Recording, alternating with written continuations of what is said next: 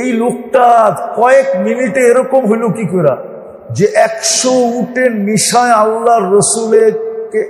আল্লাহর রসুলকে দুনিয়ার থেকে বিদায় করে দিতে যাইতেছেন ওমর রাদিয়াল্লাহু তাআলা আনহু। 100 উটের নিশা।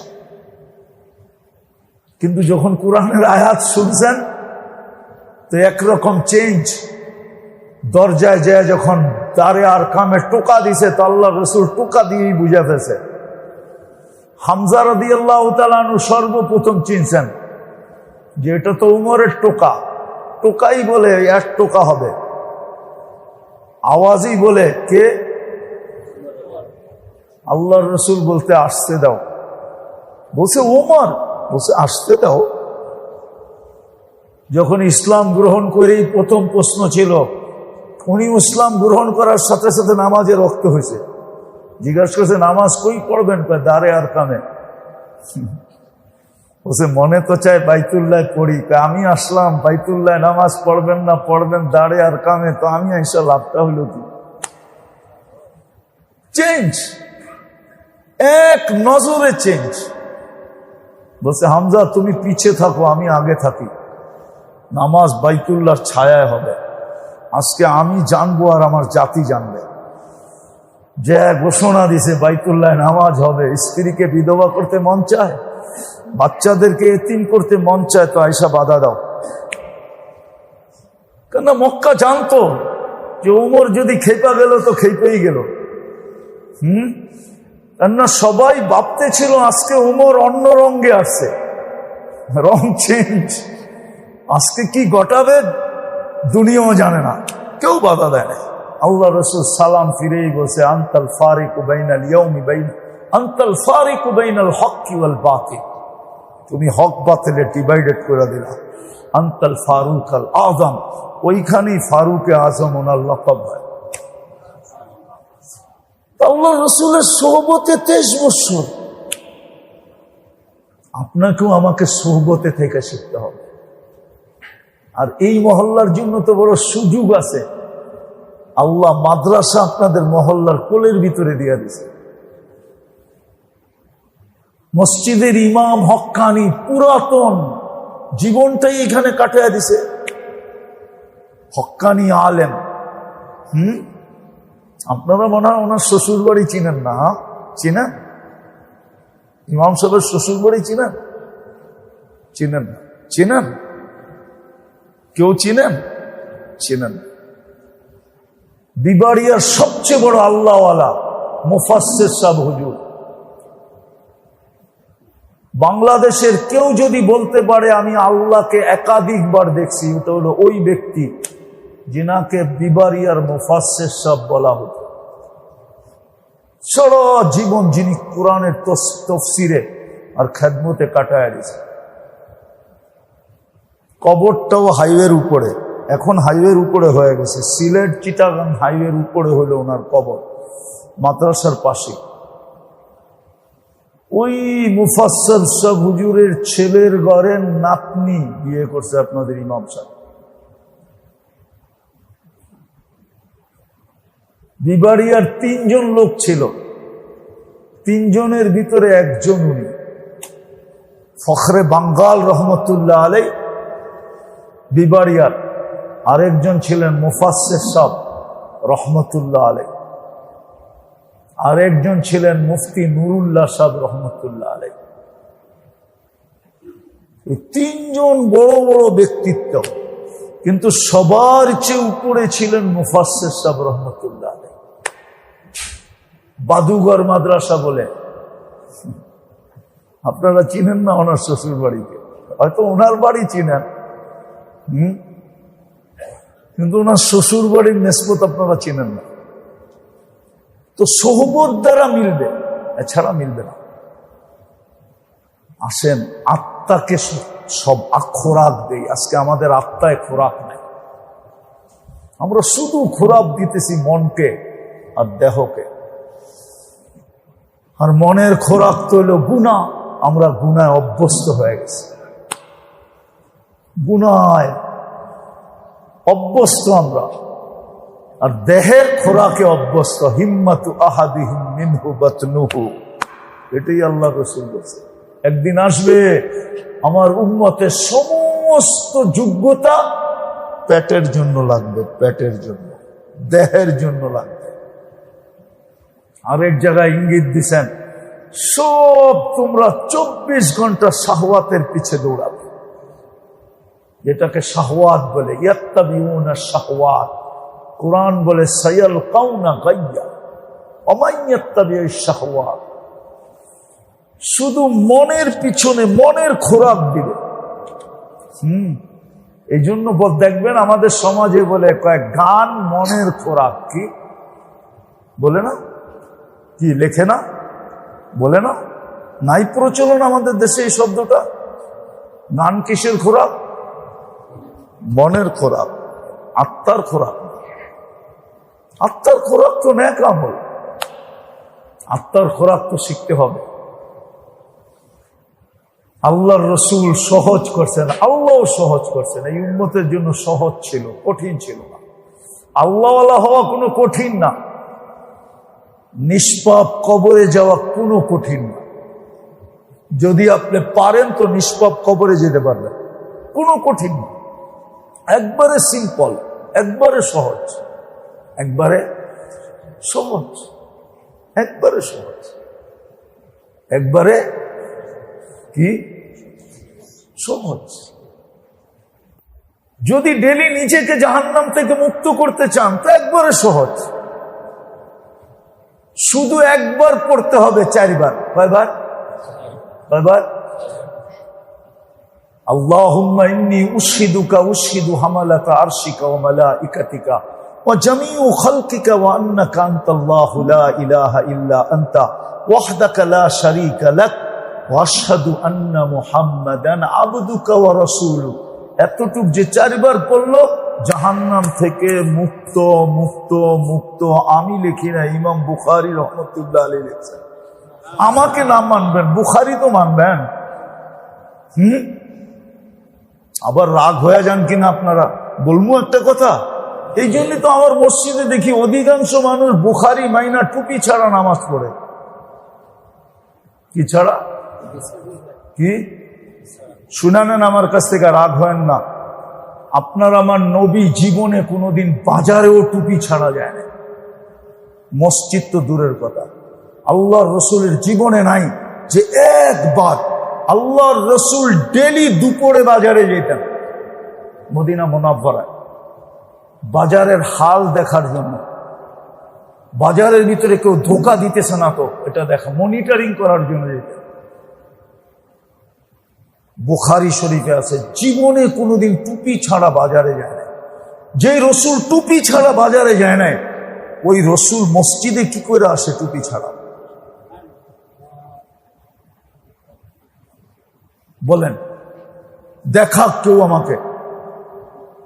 আমি তো বুখারী পড়াই, দেখা কেউ আমাকে টুপি ছাড়া একদিন যে রসুল বাজারে যায় না। টুপি ছাড়া এই রসুল বাথরুমে যায় না। ওই রসুল মসজিদে আল্লাহর ঘরে টুপি ছাড়া আসে কি করে? আমি আপনার বিরোধিতা করতেছি না, নামাজ হবে না এটা বলতেছি না, কিন্তু একটা আদব তো আছে। তো বুখারী শরীফে লেখা আছে যে 4 বার পড়বে এই দোয়া, জাহান্নাম থেকে মুক্ত, মুক্ত, মুক্ত, মুক্ত, মুক্ত। ওই দিনের জন্য মুক্ত, ওই দিন মারা গেলে মুক্ত। কি কঠিন?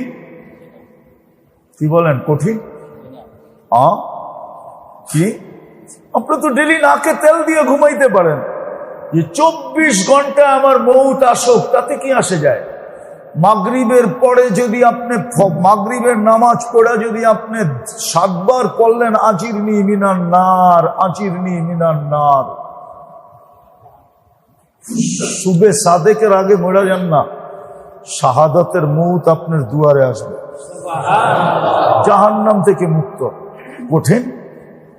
আরো কয়েকটা আছে, একসাথে যদি সবগুলা পড়েন তো আপনি নাকে তেল দিয়ে এসি সাইরা নির্ভীক হয়ে ঘুমায় যেতে পারেন, মৌতকে বলতে বলতে আসিস আমি রেডি,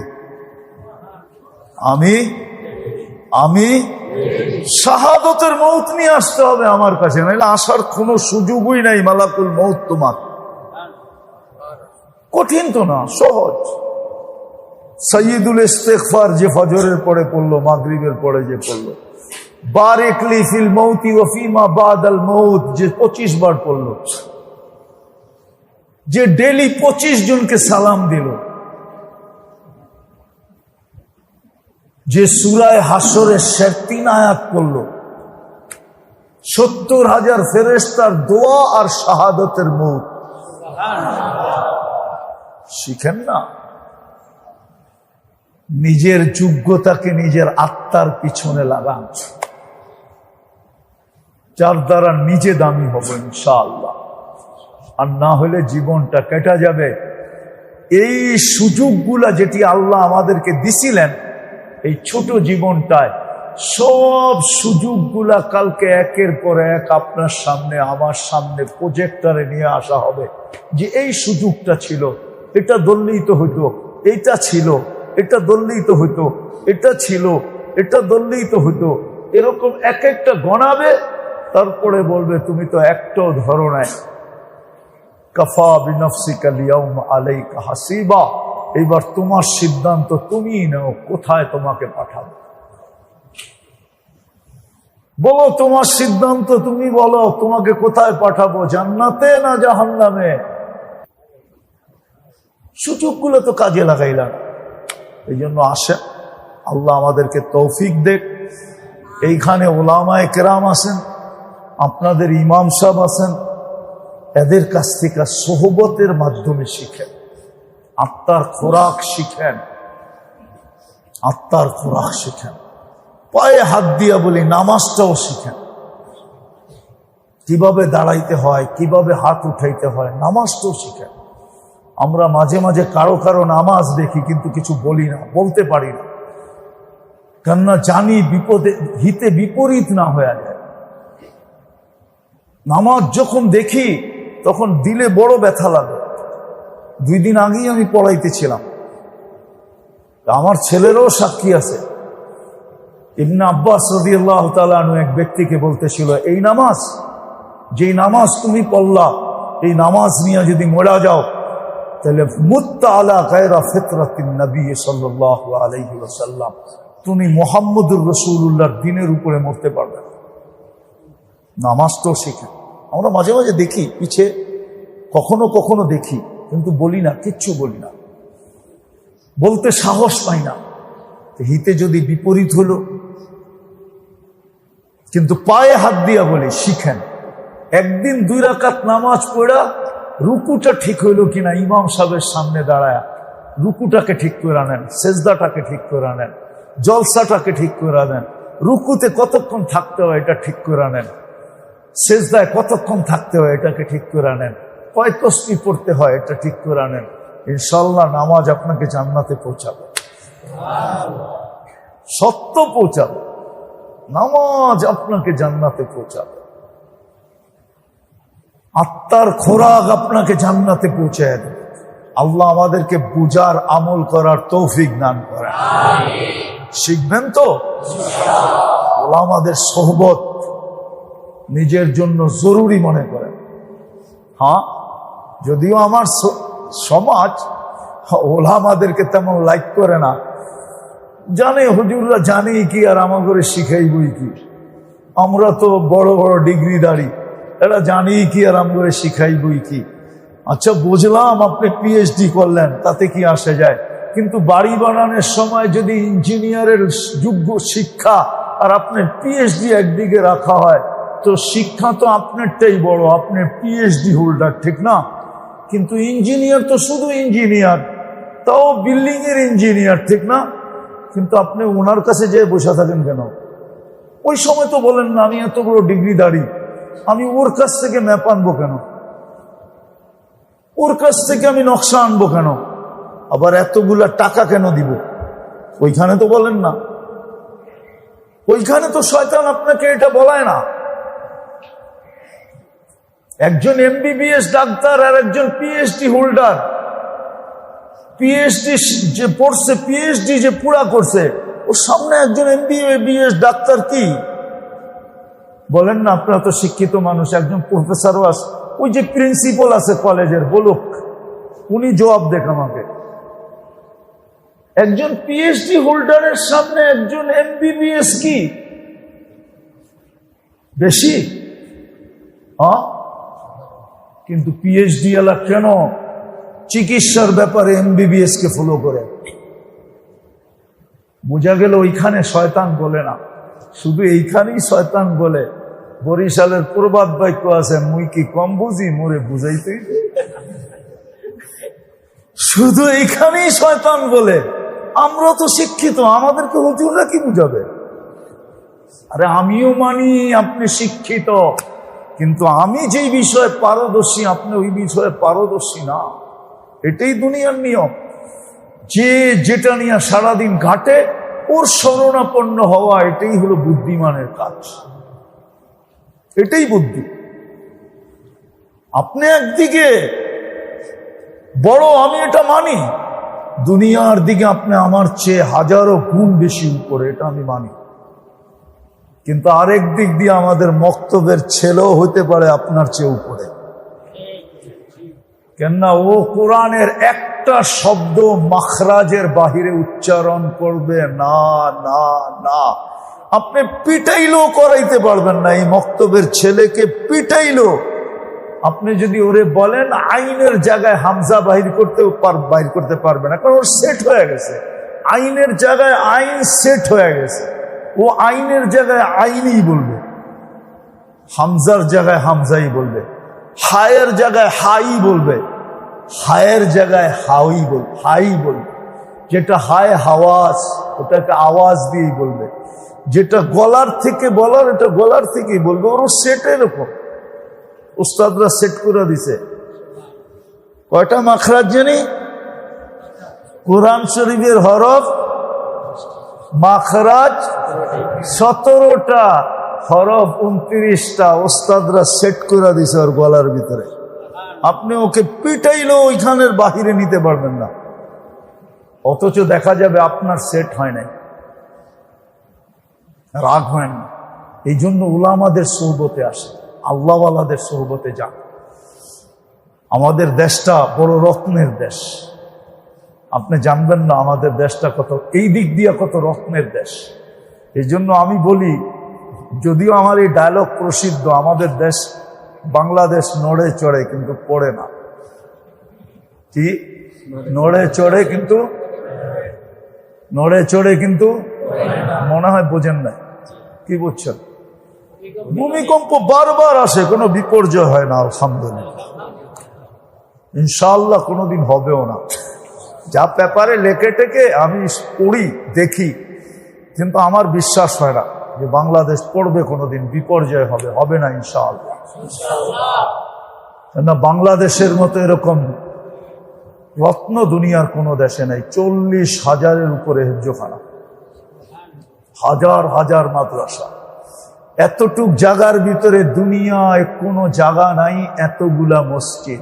2.5 লক্ষর উপরে মসজিদ এতটুক একটা জায়গার ভিতরে। আপনি বলবেন ইন্দোনেশিয়া 5 লক্ষ মসজিদ। আপনি ইন্দোনেশিয়া চিনেন? আমি ইন্দোনেশিয়া 8 বার গেছি, আমাকে চিনাইতে হবে না। আমি এক মাথার থেকে আরেক মাথা চিনি ইন্দোনেশিয়া শেষ হয়েছে পাপুয়া গিনিতে যায়, জয়াপুরা হইল লাস্ট বর্ডারও। হ্যাঁ, মধ্যখান থেকে জাকার্তার থেকে 6 ঘন্টা লাগে প্লেনে জয়াপুরা যেতে, যেটা পাপুয়া গিনি 2 ভাগে ভাগ, অর্ধেক ইন্দোনেশিয়া অর্ধেক অস্ট্রেলিয়া। ওইখানে যেতে 6 ঘন্টা লাগে প্লেনে। আমি নিজে গেছি জাকার্তা টু জয়াপুরা, 6 ঘন্টার ফ্লাইট, ঢাকা টু জেদ্দার সমান। ওর জমিন 17,800 দ্বীপ, 45% দ্বীপ ওর খালি পড়ে আছে, 33টা প্রদেশ। কয়টা? হ্যাঁ, আমি 8 বার গেছি ইন্দোনেশিয়া। কিন্তু এতটুক ছোট জায়গার ভিতরে 2.5 লাখ মসজিদ। ভাবলে মাথা নষ্ট হয়ে যায়। প্যারাক মারতে মারতে আল্লাহ এই জমিনকে মসজিদ আর মাদ্রাসা হেফজোখানা দিয়া এরকম হাট করে দিছে, এটা লড়বো চড়বো কিন্তু পড়বো না ইনশাআল্লাহ। একদিকে হেফজোখানার প্যারাক, আরেকদিকে মাদ্রাসার কিল প্যারাক, আরেকদিকে মসজিদের বড় বড় সুপার প্যারাক মাইরা এই জমিনকে আল্লাহ হাট করে দিছে। লড় চর কিন্তু পড়বি না। আমাদের দেশে বড় রত্ন আছে, কি যাবেন উলামা ইকরামের কাছে? শিখবেন, আত্মার খোরাক শিখবেন, যোগ্যতা আত্মার উপরে লাগা। আল্লাহ আমাদেরকে তৌফিক